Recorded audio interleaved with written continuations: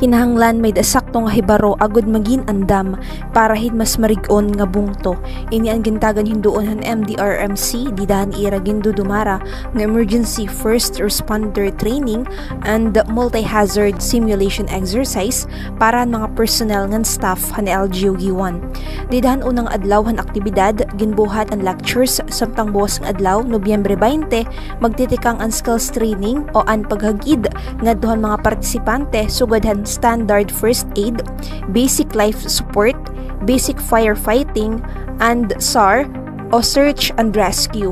Pagbubuhaton gihapon iton simulation exercise. Hausa nga mensahe ni FO1 Philip Karanyagan han Giwan Fire Station iya gintagan hinduon nga an pagiging marig-on nga komunidad nagtitikang hakaandaman. Ngan an pagiging andam nagtitikang hakada usa haaton. Prone dito mga hazards such as bagyo, tapos naman Philippines mismo is on the ring of fire, so meron yan mga earthquakes.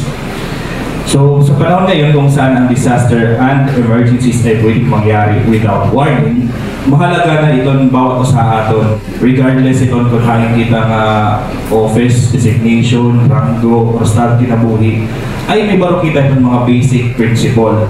Itong disaster preparedness and response coordination.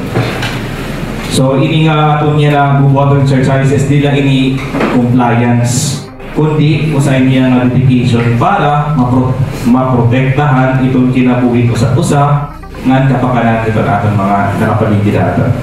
Sumala naman kan Dr. Marichu Flores, Municipal Health Officer, nga iniin mga basic la nga mga pagresponde. Pero bisan pa man, dako ini iton mahibubulig ka orasin emergencies, duruthin kalamidad o mga aksidente habisan diin nga lugar, pasilidad ngan mga panimalay nga panuyo nga makahatag, hin kadagmitan nga pagresponde, hausa nga emergency health situation, para maibanan itong ginaabat nga maulul hitong biktima, malikayan ang kadugangan nga injury o anuman nga kadelikaduhan ngan makasalbar o makadugtong kinabuhi. What if natanan nga responders aadto isla? Diba? May nahitabo isla, ang mga responders nga trained aadto matanan nga isla.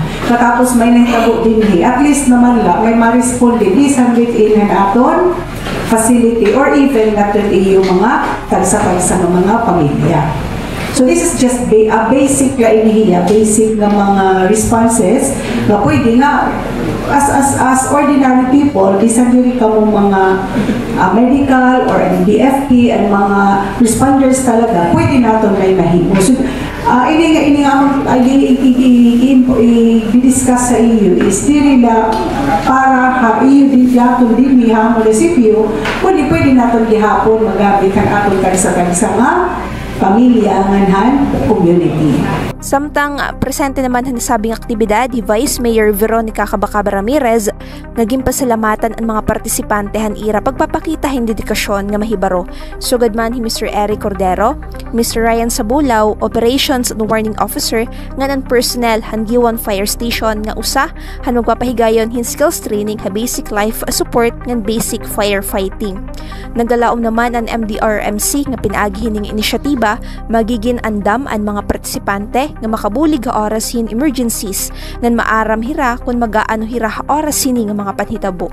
Ngan pinaagi ni malilikayan ito na katarantar o ano man nga diri sakto nga buhat lugod makakarawat largo hin sakto nga basic responses ang nanginginhanglan sugad hin standard first aid habisan ano man nga oras ngan lugar.